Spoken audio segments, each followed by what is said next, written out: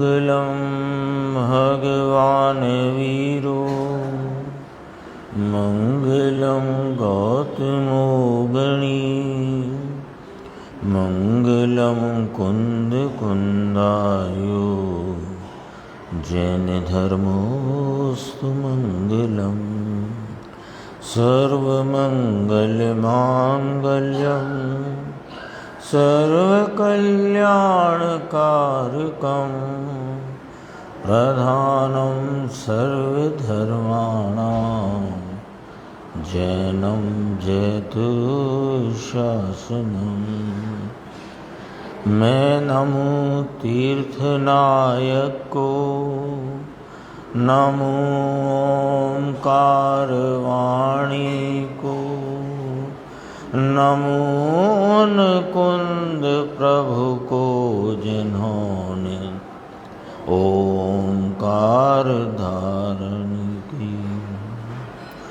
अहो उपकार जिनवर का कुंद का दिव्य वाणी का जिन कुंद ध्वनि दाता उन कहान स्वामी का।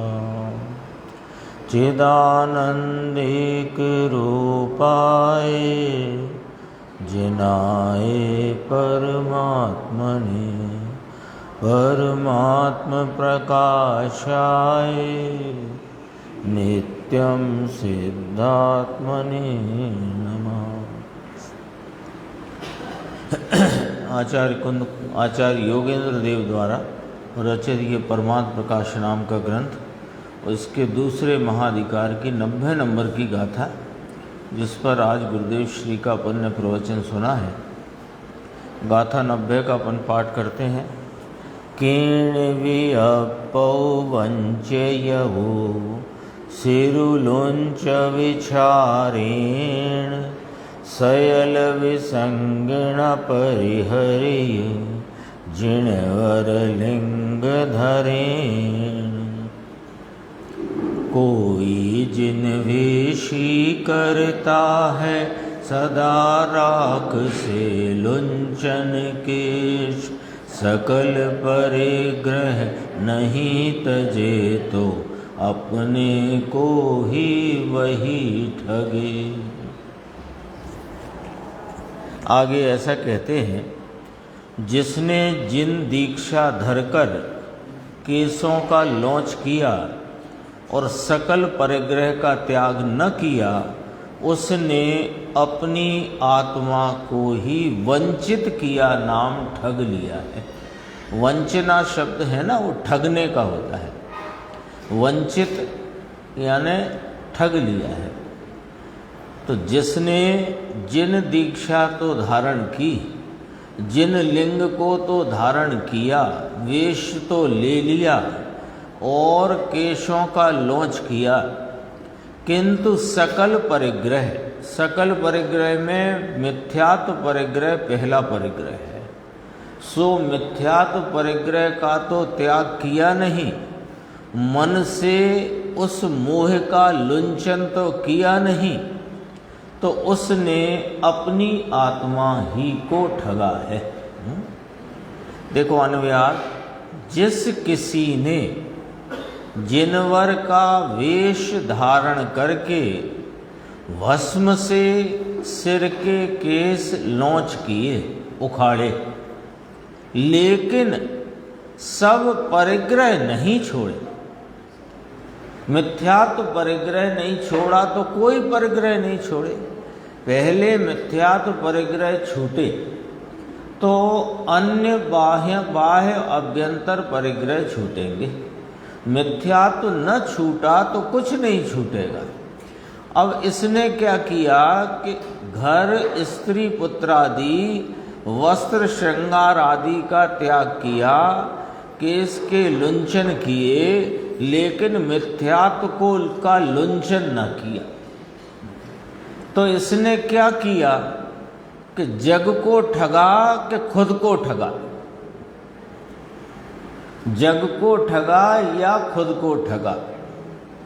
दरअसल इसने तो खुद को ही ठगा है, आत्मा की वंचना की है, आत्मा को ठग लिया है। देखो भावार्थ, वीतराग निर्विकल्प निजानंद अखंड रूप सुख रस का जो आस्वाद, उस रूप परिणामी। ये आचार्य भगवान की शैली है। देखो, पहले इस चैतन्य तत्व की कितनी महिमा करी कि जिस चैतन्य तत्व के आलम्बन मात्र से मिथ्यात्व परिग्रह परिणति में से छूट जाता है,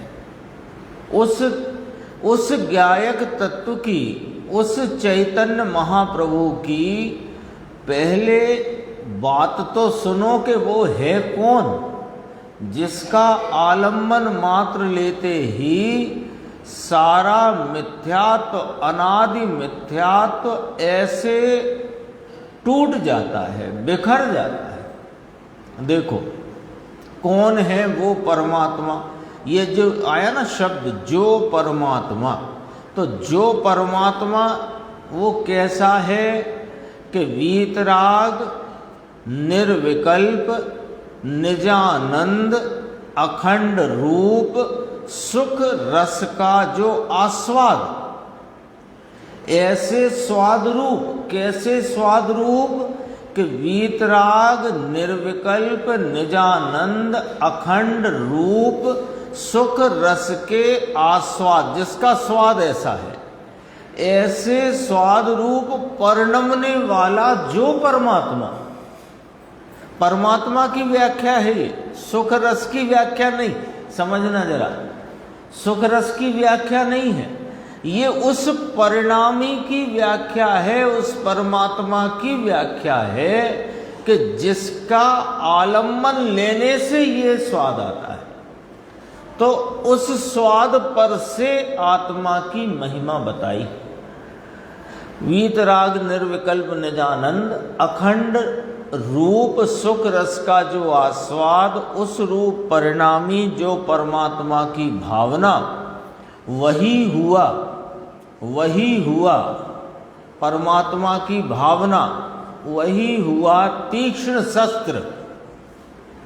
तीक्ष्ण शस्त्र हुआ वो।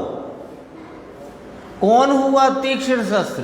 कि ये जो परमात्मा जिसके आलम्बन एकाग्रता में निर्विकल्प निजानंद अखंड रूप सुख रस का आस्वाद परिणमता है, तो वो जो सुख रस का आस्वाद जिसकी एकाग्रता से परिणमता है, वो एकाग्रता तीक्ष्ण शस्त्र है।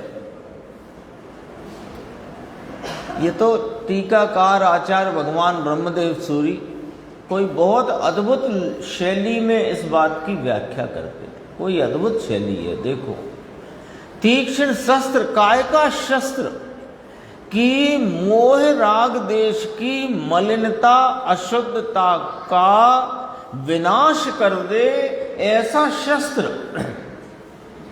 क्या है वो शस्त्र? क्या वह हथियार है?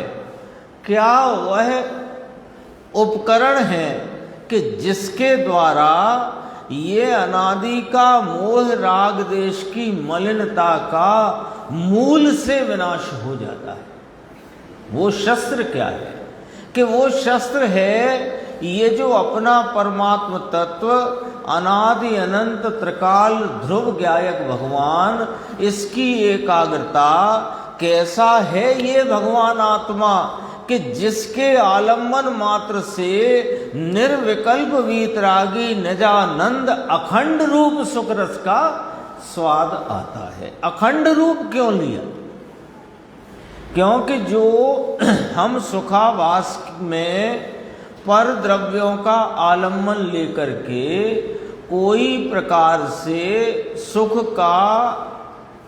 की कल्पना का अनुभव करते हैं, पर निमित्तों में प्रशस्त हों कि अप्रशस्त हों, उनका आश्रय करके, उनका लक्ष्य करके जो हमारी परिणति में सुख की कल्पना का भाव उठता है वो खंड खंड है। एक तो कल्पना रूप है और दूसरा खंड खंड रूप है। और इस चैतन्य परमात्मा में जो इसका उपयोग परिणति ने इस चैतन्य भगवान को लक्ष्य में लिया, तो लक्ष्य में लेते ही नगद के नगद जो परिणति में अतीन्द्रिय सुख रस का आस्वाद आता है वो अखंडपने प्रवर्तता है, अखंड चलता है। कब तक कि वो अभी आंशिक है तो आंशिक भी अखंड है, और वही अंश पूरा हो करके अखंड साधी अनंत काल तक प्रवर्तता है।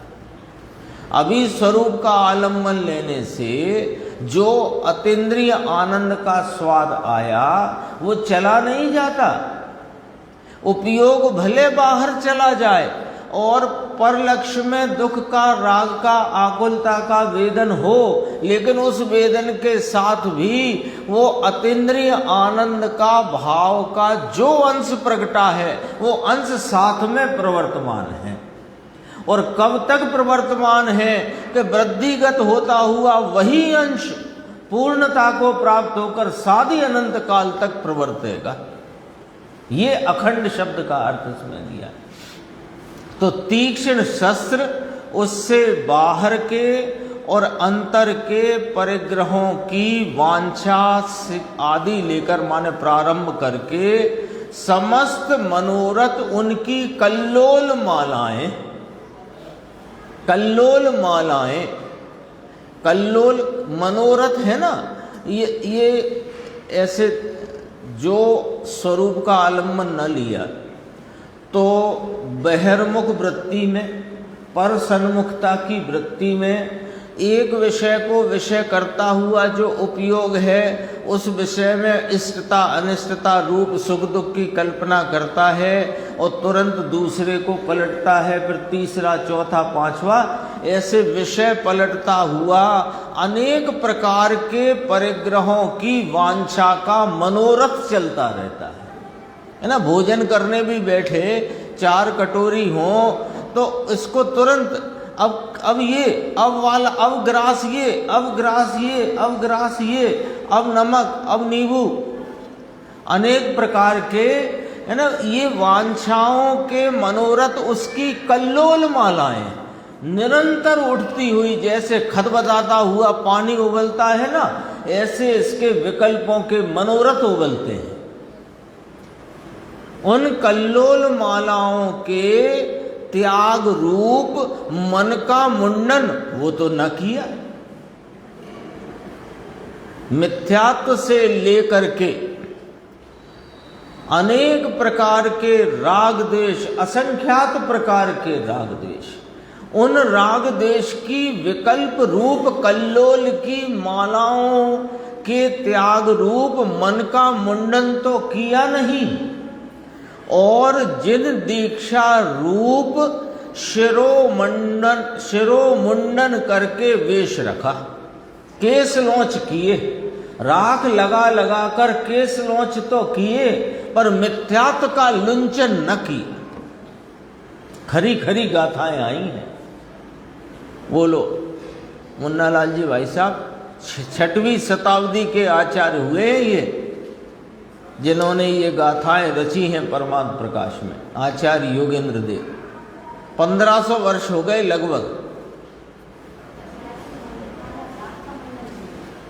मिथ्यात्व का ही मुंडन ना किया। ऐसा है कि मिथ्यात्व का जनरेटर चालू है ना, तो राग देश की कल्लोलें उठती ही रहती हैं। जैसे गैस नीचे से चालू है और पानी उबल रहा है, खटखट खटखट, अब वो गैस बंद हो जाए तो पानी में थोड़ा उबाल तो रहेगा लेकिन खटपटाहट खत्म हो जाती है। ऐसे मिथ्यात्व के चले जाने से विकल्प तो अभी रह गए हैं लेकिन उनमें खटपटाहट खत्म हो गई है और वे भी धीरे धीरे शांत हो जाए। तो मूल पहले उधर से तो बंद करो जहां से ये उठ रही हैं खटपटाहट। गैस तो बंद कर दो, गैस बंद करोगे तो वो खदबदाहट अपने आप शांत होने लग जाएगी। तो मिथ्यात्व के त्याग होते ही जो आसक्ति रूप अभी रागांश शेष है उसकी क्या गिनती करें। लेकिन मिथ्यात्व चलता हो और कषायों की मंदता में कदाचित बाह्य वेश तो जिन लिंग रूप ले लिया, राख लगाकर केश का लुंचन तो किया, लेकिन मिथ्यात्व का लुंचन न किया, तो हे भाई, हे जीव, तूने इस आत्मा को ही ठग लिया। गंभीर है गाथा। सब परिग्रह का त्याग नहीं किया। देखो यहां लिखा, एक मिथ्यात्व का त्याग न किया तो सब परिग्रह का त्याग न किया। उसने अपनी आत्मा को ठगा है। ऐसा कथन समझकर निज शुद्धात्मा की भावना से उत्पन्न वीत राग परम आनंद स्वरूप को अंगीकार करके, ऐसी बात समझो भैया कि ये अनंतवार इस जीव ने मुनिव्रत अंगीकार किया, किसके लुंचन किए, कितनी बार आपने, हमने, इस जीव ने। पूर्व काल में कोई आज नया तो नहीं है ना, ये तो अनादि काल का है ना। तो अनादि काल से इस जीव ने अपने पूर्व के भूतकाल में अनंतवार मिथ्यात्व का तो लुंचन किया नहीं, और यह जिन वेश अंगीकार करके अनंती बार केशों का लुंचन किया, और हर बार अपने आप को ठगा है, अपने स्वयं को ही जिसने ठग लिया। तो क्या करना अब वो तो हो गई साहब, भूल तो हो गई। पूर्व में भूतकाल में न समझी से अब वो भूल तो हो गई। मिथ्यात्व का मुंडन किया नहीं, मिथ्यात्व का त्याग किया नहीं, और बाह्य त्याग करके अनेकों बार केश का लुंचन किया, मुनिव्रत अंगीकार किया, 9वें ग्रैविक तक गया, लेकिन सुख लेस ना पायो। अब साहब भूल तो हो गई। तो ये क्या होता है कि जब किसी महापुरुष के आगे जाकर महापुरुष जब भूल बताएं तो भूल को स्वीकार करो। और महापुरुष के सामने गए कि साहब परेशानी तो बहुत है, परेशान कौन नहीं है बताओ। तो परेशानी तो बहुत है, लेकिन वो कहें कि तेरी इस भूल से परेशानी है, तो वो भूल को स्वीकार करे, नहीं तो तेरा वहां जाना निरर्थक है और फिर से तूने अपने को ठग लिया। अब क्या कहते हैं ब्रह्मदेव सूरी महाराज कि इस बात को अब समझो, जो हुआ सो हुआ, जो हुआ सो हुआ। अब तो समझो। क्या समझो कि भाई निज शुद्धात्मा की भावना, यानी निज शुद्धात्मा की आलम्बन एकाग्रता से उपजने वाला वीत राग परम आनंद स्वरूप, ये जो अपना आत्मा है, जिसके आलम्बन से सुख और आनंद की उत्पत्ति और प्रकटता होती है, उसको अंगीकार करो। और इसको अंगीकार करके तीनों काल तीनों लोक में मन वचन काय कृत कारित अनुमोदना से देखे सुने अनुभवे जो परिग्रह, उनकी वांछा सर्वथा त्यागना चाहिए। लो आ गया, पूरा रास्ता आ गया, विधि आ गई कि नहीं आ गई, कि परिग्रह के त्याग की विधि आ गई कि नहीं आ गई। देखो कैसे त्यागना चाहिए, कौन को त्यागना चाहिए, कि देखे सुने अनुभवे जो परिग्रह है ना, जो बाह्य वस्तुएं भोगों के साधन रूप, कैसे वाले, कि देखे सुने अनुभव की, उनका वांछा त्यागनी चाहिए। किस प्रकार, कि 9 कोटि से, मन से, वचन से, काय से, कृत से, कार्य से, अनुमोदना से। कहाँ की कि तीनों काल तीनों लोक की। सब आ गया, क्या रह गया बता दो। तीनों काल में भूत भविष्य वर्तमान आ गया, तीनों लोक में स्वर्ग गति वर्ग गति सब आ गई। और उस संबंधी जितनी बाह्य वस्तुएं हैं उनके वो भोगों की वांछा जिनके लक्ष्य से उपजती है, ऐसे देखे सुने अनुभवे उनको नौ कोटि से त्याग करे। कैसे त्याग होएगा, कैसे त्याग होएगा कि इस आनंद स्वरूप ज्ञायक भगवान को अंगीकार करेगा तो होगा, नहीं तो नहीं होगा। नहीं तो फिर वही भूल होगी, फिर तुम आत्मा को ठगोगे जैसे अब तक अनादिकाल से ठगते आए।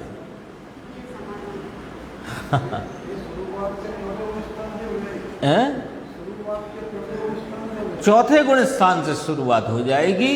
ये जैसे ही अपने चैतन्य परमात्मा की बात जो सर्वज्ञ देव और आचार्य भगवंतों ज्ञानियों ने कही, उस चैतन्य परमात्मा का स्वरूप जानकर उसको महिमा में लेकर उसकी रुचि की प्रगाढ़ता में प्रवर्तता हुआ, जैसे ही उसका अवलंबन लेता है वहाँ पर मिथ्यात्व का नाश हो जाता है। और मिथ्यात्व का नाश हो जाने से जो भोगों की वांछा रूप किंचित आसक्ति बाकी है वो आसक्ति भी टूटती जाती है और उस संबंधी बाह्य निमित्त भी छूटते जाते हैं। ऐसी है ये परिग्रह त्याग की व्यवस्था।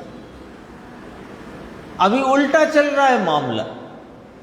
अभी कैसा चल रहा है कि इस चैतन्य भगवान को तो जानते पहचानते नहीं, इसका तो आलम्बन लिया नहीं, अतीन्द्रिय सुख रस क्या होता है उसका स्वाद कभी चखा नहीं, और बाहर के सब छोड़े, बाहर से सब छोड़े और छोड़े, लेकिन इस मिथ्यात्व को न छोड़ा। एक अपने चैतन्य भगवान का आलम्बन न लिया तो फिर क्या भूल हो गई कि अपने को ही ठग लिया। कैसे ठग लिया कि सुनो, अभी वर्तमान में जो पूर्व पुण्य के उदय से जो कुछ भी संयोग साधन मिले थे उनको इसने छोड़ा। हजारों रानियां छोड़ी, बड़े बड़े त्रिखंडी 6 खंडी राजमहल छोड़े, 100 500 हजारों पुत्रों का परिवार छोड़ा, और अनेकों राजा खम्मा गणी करते थे वो छोड़े। वो छोड़ करके केस लॉन्च कर करके ये जंगल में रहने लगा और वहाँ आत्मा की आराधना तो की नहीं और बाह्य व्रतों में इतना सावधान रहा कि उसके फल में स्वर्ग चला गया। अब स्वर्ग गया तो यहाँ हजारों छोड़ी थी, वहाँ अनेकों अप्सराएं फिर मिल गई, और जो वैभव यहाँ छोड़ा था उससे अनेक गुना वैभव फिर मिल गया। तो बोलो ठगा के नहीं ठगा? ठगा के नहीं ठगा? ठग गया ना भाई। तूने छोड़ा काहे को था? परिग्रह जान के छोड़ा था, परिग्रह जानकर छोड़ा था, वो परिग्रह तो फिर मिल गया। क्या लाभ हुआ ठगने के सिवाय? तो अब क्या करें कि कोई बात नहीं है, भूल हो गई, कोई बात नहीं है। जो भूल हो गई उसे तुम भूल समझ लो। पहला सबक तो ये है, पहली सीख तो आचार्य भगवंतों की ये वाली है कि पहले तुम ये बात तो समझ लो कि मुझसे भूल हुई है। यदि अब भी ये बात तुम स्वीकार नहीं करते कि मुझसे भूल हुई है तो फिर तुम एक बार फिर ठगे जा रहे। स्वीकार तो करो भूल हो गई। तो भूल हो गई में क्या होता है कि हाँ भूल हो गई है ना। यहाँ से जा रहे थे भोपाल तो जेब में थे 50,000 रुपये। अब जाते ही भीड़ भाड़ में घुस गए, ध्यान दिया नहीं। वो हाथ में जो रास्ते के लिए भोजन का झोला था उसको संभालने में इतने व्यस्त हो गए कि जेब कट गई। भोजन का थैला था ना रास्ते के लिए, उसे संभालने में, अरे ये ना कहीं चला जाए, ये ना कहीं चला जाए, इसके संभालने के चक्कर में जेब कट गई और 50,000 चले गए। ठग गया कि नहीं ठग गया? अब पहुंचा रिश्तेदार के यहाँ, तो रिश्तेदार को बताई भैया अपनी दुर्घटना। तो उसने कहा कि भाई तुम्हें ये झूला फूला के चक्कर में कहाँ उलझ गए तुम? जो तुम्हारे साथ जोखिम थी उसकी संभाल करनी चाहिए थी। तो अब यदि तुमने भूल स्वीकार की हो तो अगली बार जब तुम उस सफर पर निकलोगे तो किस प्रकार निकलोगे? तो ऐसे यहाँ अब तुम पुनः आ गए हो आचार्य भगवंतों की शरण में, ज्ञानियों की शरण में, और वे कह रहे हैं कि तुम भूल गए थे तो चलो कोई बात नहीं, जो हुआ सो हुआ, अब फिर मत ठगा जाना। अब ये बाहर की संभाल में रह जाओगे तो फिर ठग जाओगे। अब इस चैतन्य महाप्रभु को संभालो जो अनादि अनंत कायम ध्रुव ज्ञानानंद स्वरूप विराजमान है। अरे इसकी संभाल करो, इसकी पहचान करो, इसका आलम्बन लो, जिसके आलम्बन मात्र से मिथ्यात्व का चकनाचूर हो जाता है। तो मिथ्यात्व के जाने से क्या हो जाता है? अरे मिथ्यात्व जाते ही सब परिग्रह अपने आप, पहले वांछाएं टूटती जाती हैं, तदनुसार निमित्त भी छूटते जाते हैं। ये व्यवस्था है। कहा ये परिग्रह शुद्धात्मा की अनुभूति से विपरीत है। क्यों विपरीत है? कि इनके परिग्रह दोबारा 4 बार बोला मैंने। परि माने बहुत, चारों ओर से, ग्रह माने ग्रहण किया है। जो तुमने चारों ओर से ग्रहण किया है अन्य अन्य भावों को और अन्य अन्य पदार्थों को, वे सब परिग्रह हैं। और शुद्धात्मा की अनुभूति परिपूर्ण वीतराग स्वरूप, समता स्वरूप, आनंद रूप, सुख स्वरूप है। तो सुख स्वरूपता से विपरीत है कि नहीं ये परिग्रह? बाह्य के भाव और उनके निमित्त आदि पर पदार्थ, उनको आप रूप ग्रहण किया, तो ये शुद्धात्मा की अनुभूति से विपरीत है। गाथाएं बहुत एक से एक बढ़कर हैं। भाव बिल्कुल साधारण है लेकिन गंभीर है। यानी बहुत विषय कोई सूक्ष्म नहीं है लेकिन गंभीर बहुत है। देखो गुरुदेव कहते हैं आगे, ऐसा कहते हैं, जिसने जिन दीक्षा धर के केशों का लौच किया और सकल परिग्रह का त्याग न किया। समझ में आ रही है? नहीं कोई इसका अर्थ निकाले, जिन दीक्षा धर के केशों का लौच किया, केस तो लौच कर लिए, कपड़े उतारे नहीं, ये मतलब नहीं है इसका। केशों का लौच किया, ये जिन दीक्षा का अंतिम बिंदु है व्यवहार में। केस लौच अंतिम चिन्ह है जिन दीक्षा का व्यवहार में। वास्तव में जो जिन दीक्षा यथार्थ है वो तो स्वरूप के ध्यान पूर्वक 3 कषाय चौकड़ी की अभाव रूप प्रचुर स्व संवेदन की दशा है, उसका नाम जिन दीक्षा है। उसे प्रव्रज्या कहते हैं। देखो जिन दीक्षा ली, लौच किया, परंतु मिथ्यात्व और रागादि के परिग्रह का त्याग नहीं किया। उसने अपनी आत्मा को ही वंचित किया, नाम ठग लिया है। उत्थानिका पर है ये चर्चा। बाहर में दीक्षा ली, बाहर में लौच भी किया, परंतु अंदर में राग और मिथ्यात्व भाव जो पर हैं उनका परिग्रह नहीं छोड़ा और वीतरागी परमानंद स्वरूप का परिग्रह नहीं पकड़ा। परिग्रह को पाप में गिना है ना, हिंसा झूठ चोरी कुशील परिग्रह को पाप में गिना है। वो बाह्य वस्तु के संदर्भ से गिना है। बाकी शाब्दिक रूप से जो उसका वाचक का वाच्य है वो तो परिग्रह माने भली प्रकार ग्रहण करना। तो आत्मा का भी परिग्रह किया जाता है, और जो आत्मा को परिग्रह करता है वो मुक्ति के शिखर पर जाके बैठता है। परिग्रह का अर्थ सर्वथा पाप न हुआ, लेकिन बाह्य वस्तुओं के संदर्भ से उनको ग्रहण करने का भाव, वांछा, विकल्प, कल्लोल वे परिग्रह है। लेकिन अपने उन सब से भिन्न और उनके प्रति जाते हुए रागादि इच्छा अभिलाषाओं से भिन्न अपना चैतन्य तत्व, उसे भली प्रकार आप रूप ग्रहण करना, ये भी परिग्रह है। तो कहा कि उसका परिग्रह किया, छोड़ा नहीं, और वीतरागी परमानंद स्वरूप का परिग्रह पकड़ा नहीं, उसने आत्मा को ठगा है। कौन की आत्मा को?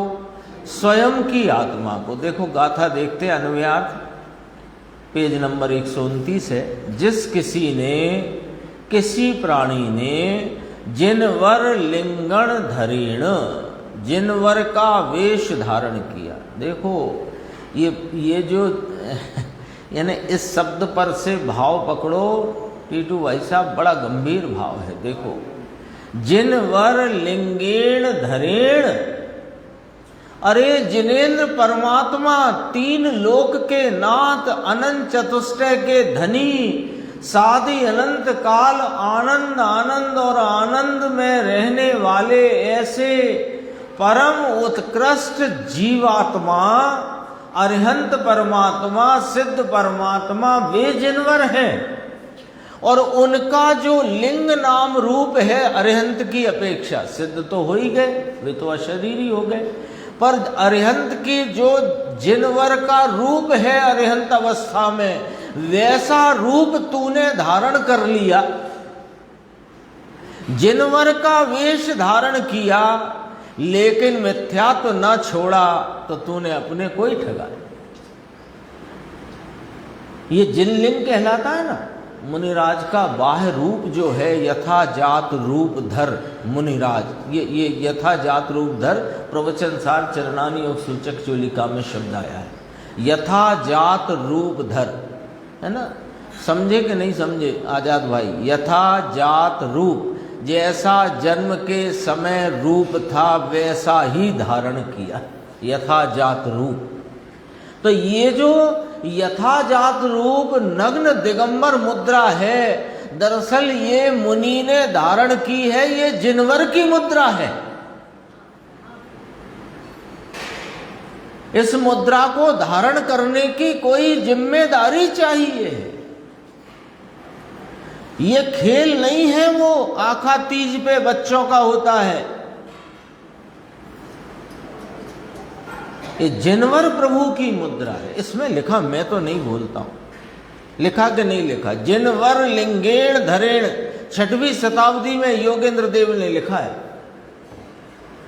ये नहीं लिखा मुनि लिंगेण धरेण, जिनवर लिंगेण धरेण। जिनेन्द्र परमात्मा जो तीन लोक के आराध्य हैं, जो तीन लोक के चूड़ामणि हैं, वो शिखर पर रहने वाले हैं, ऐसे अरिहंत परमात्मा के रूप को तुमने धरा है, तो कोई जिम्मेदारी है कि नहीं है भाई? मिथ्यात्व को छोड़ा नहीं और बाह्य वस्तुओं के त्याग में धर्म मानने की महाभूल से तुमने स्वयं अपने को ठगा है। नग्नपना धारण किया, भस्म से सिर के केस लौंच किए राख से, लेकिन सकला अपिसंगा, सब परिग्रह, मिथ्यात्व का परिग्रह जिसने छोड़ा नहीं, और राग का भाग है उसे भी जिसने छोड़ा नहीं। ऐसी सूक्ष्म बात है।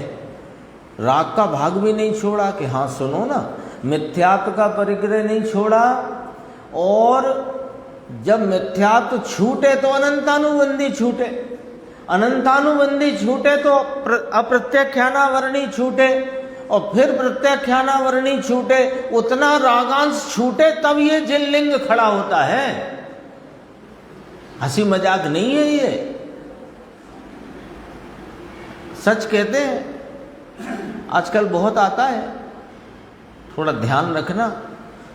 आता ना वो गूगल की करोड़ों का पैकेज छोड़कर दिगंबर दीक्षा ग्रहण की। अरे मिथ्या तो छोड़ा कि नहीं छोड़ा, गूगल तो छोड़ दिया।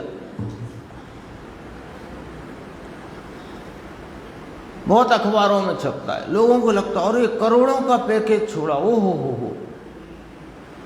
मिथ्या तो छूटा कि नहीं? यहां तो साफ बात है, सीधी बात है। बाह्य दीक्षा ली, मुनिपना, नग्नपना, दिगंबरपना धारण किया, ले सुनो, परंतु वो कोई चीज नहीं। दरअसल में वो कोई चीज ही नहीं है। बाह्य में नग्नपना, मुनिपना, बाह्य का दिगंबर वेश, वो कोई चीज नहीं है कि नहीं? ये क्या बात कही आपने? मुनिपना कोई चीज नहीं, उसकी कोई वैल्यू नहीं, कि नहीं कोई वैल्यू नहीं है उसकी। क्यों? कि उससे थोड़ी आत्मा आराधना होती है। वो तो आत्मा की आराधना तो आत्मा में एकाग्रता की भावना, उस एकाग्रता की उग्रता से होती है। और जो एकाग्रता अंतरंग की हुई और तीन कषाय चौकड़ी की अभाव रूप अंतरंग वीतराग परिणति जाज्वल्यमान प्रवाह रूप हुई, तो फिर बाहर में ये वस्त्रादि रहते ही नहीं। वस्त्रादि के छूटने से एकाग्रता नहीं बढ़ती, लेकिन स्वरूप की एकाग्रता बढ़ने से बाहर के ये सब छूट जाते हैं। तो बताओ वैल्यू किसकी हुई? अब आप बता दो, कीमत किसकी रखना? कीमत किसकी हुई? कीमत तो स्वरूप की आराधना की है ना। मन मुंडन बिना शरीर मुंडन किया उसने, मन मुंडन न किया। पुण्य और पाप के भाव वे राग हैं, विकार हैं, दुख रूप हैं। उसे पकड़ा, किसे पकड़ा? पुण्य और पाप के भाव वे राग जो हैं, वे जो विकारी भाव हैं, वे जो दुख रूप हैं। आश्रम अधिकार में कहा मलिन है, असुचि है, नाम मलिन है, विपरीत हैं, दुख रूप हैं, दुख के कारण हैं। उन्हें पकड़ा।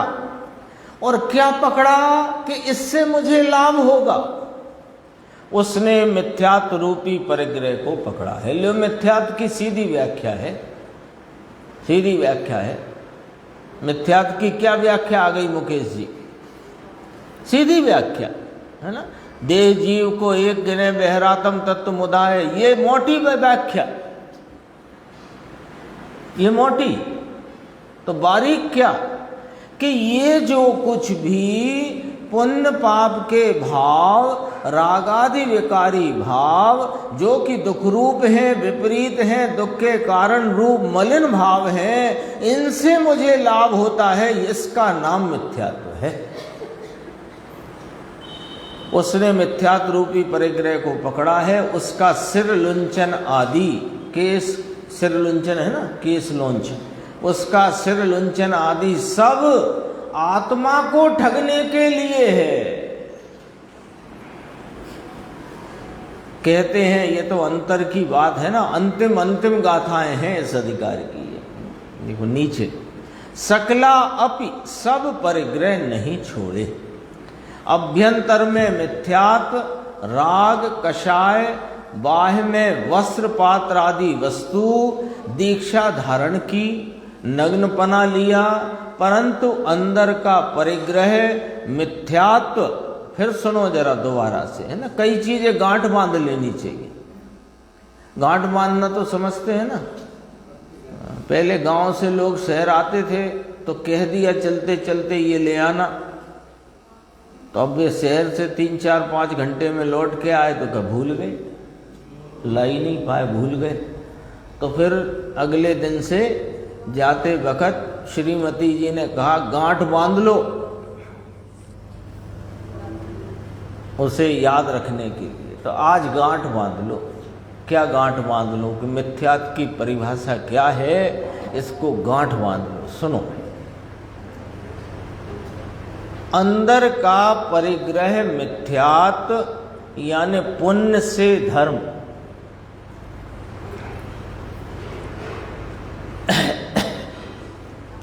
अंदर का परिग्रह मिथ्यात्व, पुण्य से धर्म, राग की पकड़ हुई कि राग क्रिया है वह मुझे कल्याण करेगी, ऐसा जो मिथ्यात्व का परिग्रह उसने छोड़ा नहीं, उसने कुछ छोड़ा नहीं। हजारों रानियां हैं, 6-6 मंजिला महल, हजारों सैकड़ों पुत्र, छोड़े के नहीं छोड़े? कुछ ना छोड़ा। क्यों ना छोड़ा? कि मिथ्यात्व ना छोड़ा। अब जरा समझना, उसने घर, स्त्री, पुत्र, कुटुंब, महल, अटारी सब छोड़े, केस लुंचन किया, लेकिन कुछ ना छोड़ा।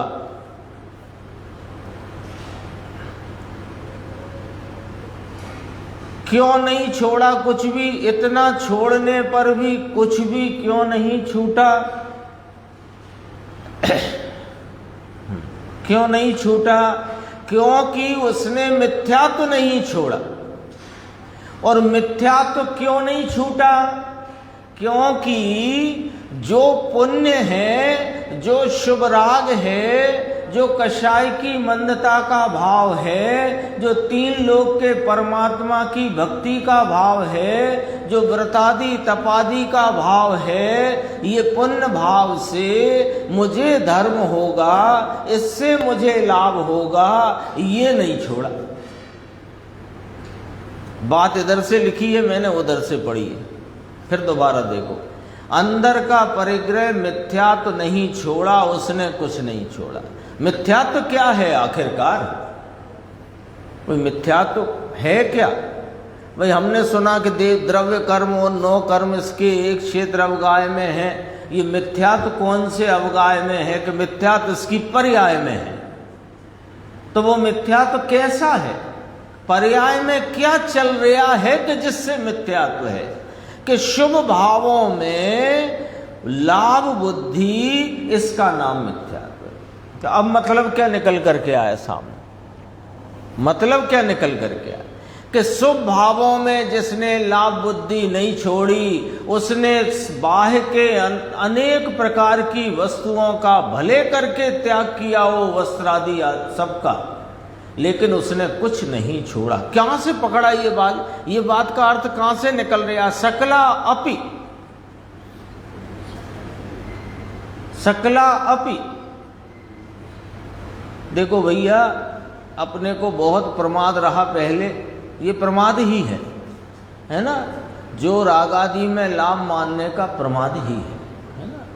अब बात आई है, कोई भाग्य चल करके ऐसा आया कि अनेकों अनेकों भवों का पुण्य फलित हुआ, तो ये मनुष्य भव मिला, जैन कुल मिला, जिनवाणी मिली और सच्ची जिनवाणी सुनने मिली, जिसमें हमारे अनंत काल की भूल का यहाँ पर निराकरण हो सकता है, हो रहा है।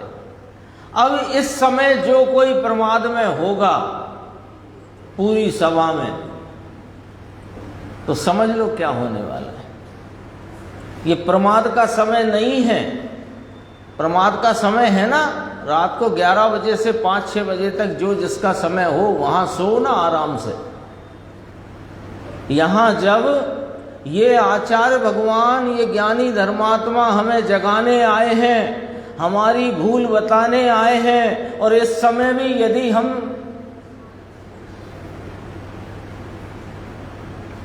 देखो क्या कहते हैं, जरा बात तो समझो।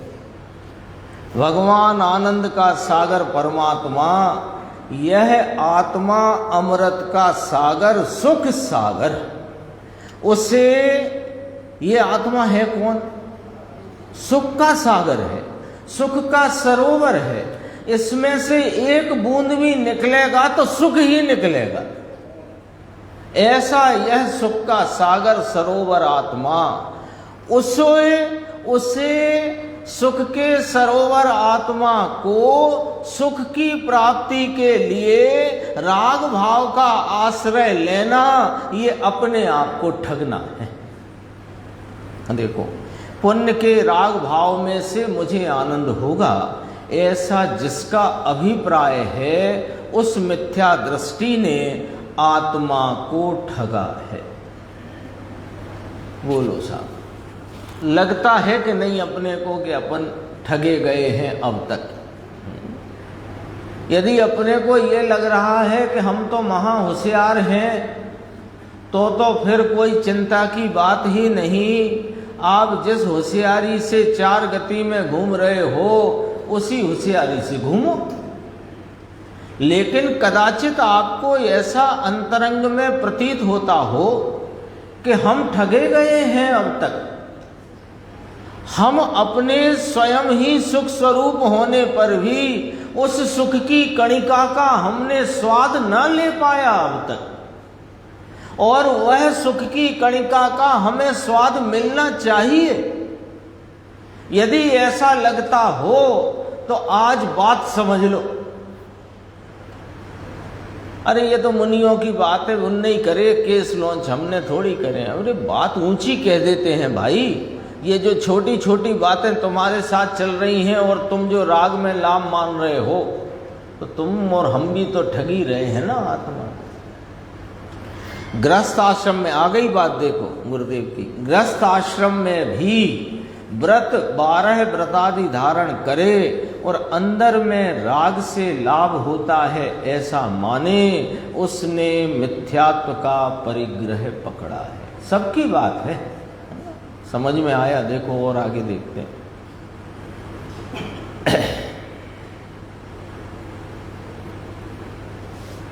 देखो जो टीका में चर्चा आई उसमें से लेते हैं। अभ्यंतर में यानी अंतरंग में वस्तु के स्वभाव में अखंड सुख रस का अनुभव पर्याय में लेना। क्यों कि वस्तु तो अखंड सुख रस है, सुख रस है, समझे ना? ऐसे कोई वस्तु होती है ना, अब मुझे कोई वस्तु याद नहीं आ रही, जैसे समझो गुलाब जामुन लो, तो वो तो जहाँ हाथ लगाओ तो रस ही रस दिखता है ना उसमें। थोड़ा बस एक अंदाज कराना था, उस वाचक का भाव पकड़ में आए। वस्तु तो अखंड सुख रस है, यानी कैसी है कि उसको जो उसकी ही जो पर्याय उसे लक्ष्य करे तो वह सुख रूप परिणमित हो जाए, ऐसी वस्तु अखंड सुख रस है। उसकी वर्तमान दशा में सुख का आस्वाद नाम अनुभव, उस रूपी परमात्मा की भावना, भावना नाम उसमें एकाग्रता, परमात्मा अर्थात परम स्वरूप भगवान की एकाग्रता, उस रूपी तीक्ष्ण शस्त्र। गुरुदेव ने जैसे ही शब्द पढ़ा तीक्ष्ण शस्त्र, तो बोले ओहो, उस रूपी तीक्ष्ण शस्त्र। यहां काम मारकाट की बात आ गई। अरे जिससे तुम ठगते आए हो उस आस्तीन के सांप को मारने की बात है। जिस मिथ्यात्व से अब तक ठगते आए हो, क्या ठगे हो कि तुम स्वयं सुख के पिंड हो, अखंड सुख रस स्वरूप हो, और सुख की कणिका भी तुम्हें प्राप्त नहीं हुई, तो बोलो ठगे कि नहीं ठगे? है ना? बाप दादा तो छोड़ गए करोड़ों अरबों की संपत्ति, और स्वयं 2 रोटी के लिए सुबह से 2-4 घर के चक्कर मारता है, और घर में कितनी संपदा है, अरबों खरबों की। तो क्या कहेंगे उसे कि ये अपनी मूर्खाई से ठगा है।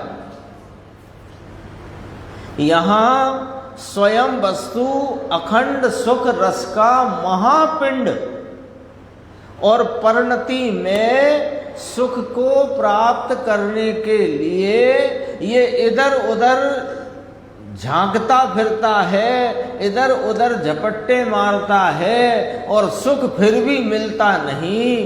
तो उसको कैसे, इस मूर्खाई को दूर करने का कोई इलाज है क्या? कि हाँ, तीक्ष्ण शस्त्र है। कैसा है वो तीक्ष्ण शस्त्र कि इस परमात्म तत्व की भावना, इस परमात्म तत्व की एकाग्रता रूपी तीक्ष्ण शस्त्र। छुरा और तलवार हो ना, तीक्ष्ण धार वाला, काट डाले, उसी प्रकार भगवान अखंड सुख रूप का आस्वाद, ऐसे परमात्म परम स्वरूप की एकाग्रता वह मिथ्यात्व और राग देश को काट डालती है।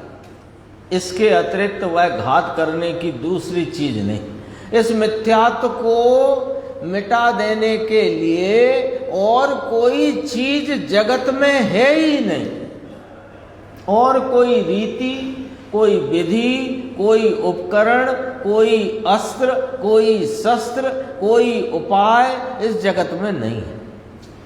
एक ही उपाय है, अपने चैतन्य महाप्रभु को पहचान कर उसका यथार्थ स्वरूप का निर्णय करके, उस निर्णय के अनुसरण में वर्तमान ज्ञान की दशा को उसके लक्ष्य में ले जा करके उस चैतन्य प्रभु के महासुख रस का आस्वादन परिणति में करे, तो मिथ्यात्व का नाश हो जाता है। और मिथ्यात्व को नाश करने का एक ही अस्त्र है। देखो, मिथ्यात्व और राग देश को घातने की दूसरी कोई चीज नहीं है कि भाई ये दया पालते हैं और व्रत पालते हैं इसलिए राग का घात होता है।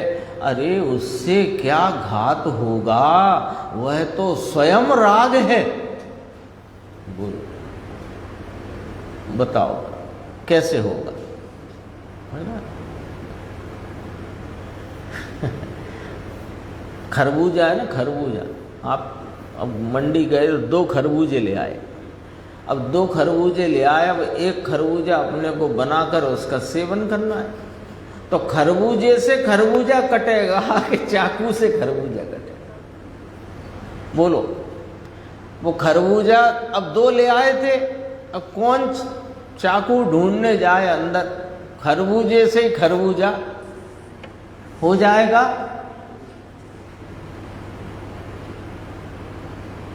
बोलो साहब, हो सकता है? क्यों नहीं हो सकता? अरे वो तो स्वयं, दूसरा भी तो स्वयं खरबूजा ही है ना, उससे कैसे होगा? उसके लिए तो अस्त्र चाहिए, अस्त्र चाहिए, शस्त्र चाहिए, चाहिए कि नहीं चाहिए? तो ये जो मिथ्यात्व और राग देश को घात करने के लिए तो अस्त्र चाहिए। कौन सा अस्त्र? परमात्मा, इस निज परमात्म तत्व की एकाग्रता रूपी शस्त्र चाहिए। कि नहीं साहब, दया पालेंगे, व्रत पालेंगे, भगवान की भक्ति पूजा से करते करते धीरे धीरे हो जाएगा। तो कितनी देर तक खरबूजे से खरबूजा घिसोगे कि खरबूजे के 2 टुकड़े आपको प्राप्त हो जाए? अरे वो दया, व्रत, भगवान की भक्ति, वो स्वयं राग है। वो राग को कैसे मिटाएगा?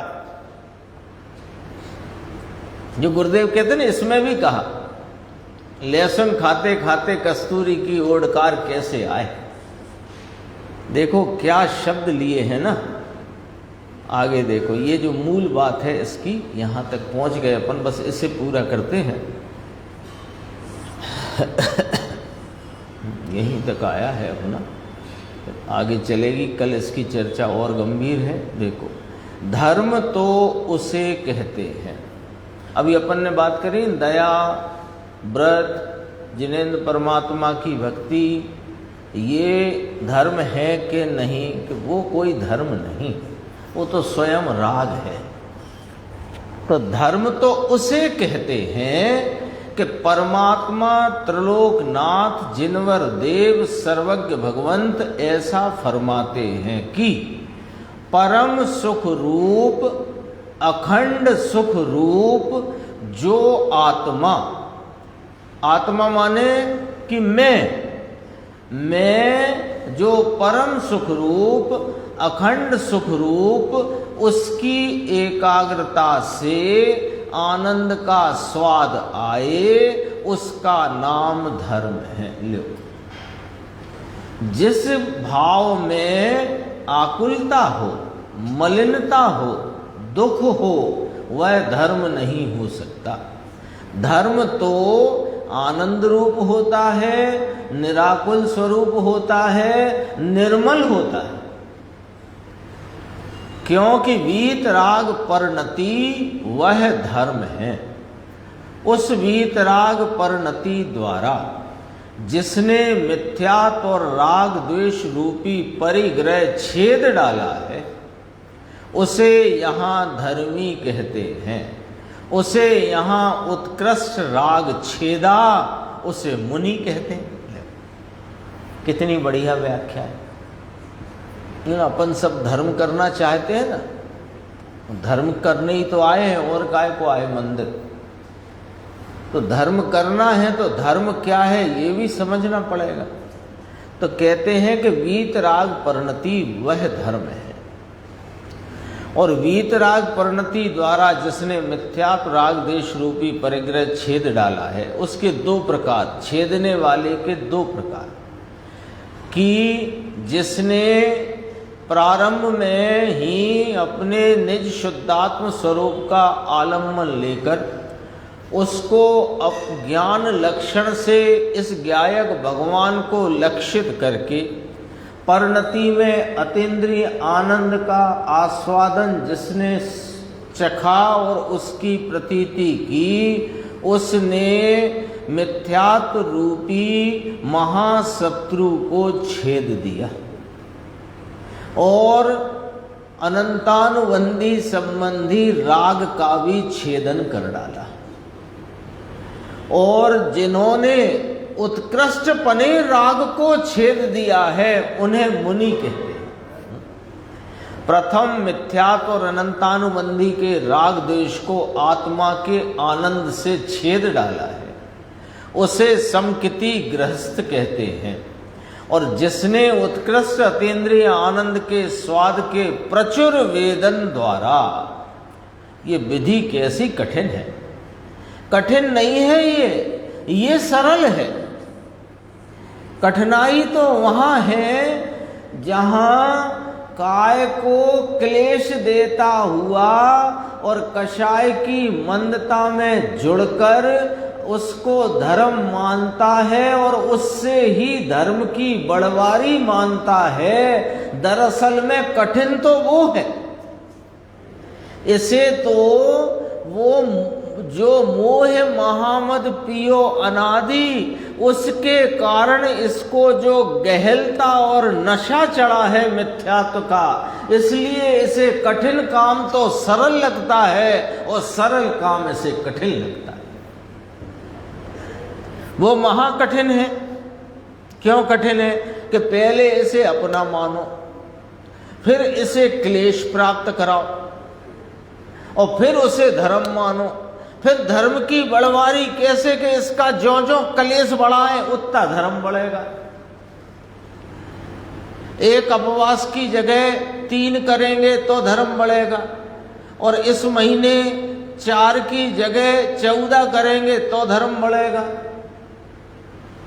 जितने बाह्य निमित्त छोड़ेंगे और जितने हम काय क्लेश करेंगे उतना धर्म बढ़ेगा। तो बोलो वो कठिन कि एक चैतन्य परमात्मा को पहचान के इसका आलम्बन ले लेना और उसमें एकाग्रता स्थिरता बढ़ा लेना, वो सरल। बोलो, खुद सोचो और विचार करो, खुद निर्णय करो। तो साहब ऐसा तो आपने ठीक कहा कि स्वयं अपने निःशुद्धात्मा का आलम्बन लेने से धर्म की प्राप्ति होती है, उससे धर्म की बढ़वारी होती है, लेकिन थोड़ा ये भी तो चलाना चाहिए ना, व्रतादि आदि। तो कब चलाना चाहिए? जब तक तेरी परिणति में ऐसी मान्यता रहेगी तब तक ये चैतन्य महाप्रभु तुझे दर्शन देगा नहीं। क्यों नहीं देगा? कि इसने भी कसम खाई है अनादि से। इसने ये कसम खाई है कि जिस परिणति में राग का आदर होता है, उस परिणति में ये वीतरागी भगवान आता नहीं। जो परिणति वीतरागी भगवान का आदर करे उस परिणति में वीतरागी भगवान प्रकट होता है, दर्शन देता है, यानी कि उसके अपने भाव का निर्मल प्रकटपना वहां पर होता है। देखो, अतीन्द्रिय आनंद के प्रचुर वेदन द्वारा जिसने मिथ्यात्व को, राग को घात कर जिसने मुनिपना प्रकट किया है, उसने अज्ञान और राग देश को घात डाला है, मिटा डाला है। ऐसी बातें हैं। अब शेष चर्चा आगे की स्वाध्याय में अपन लेंगे।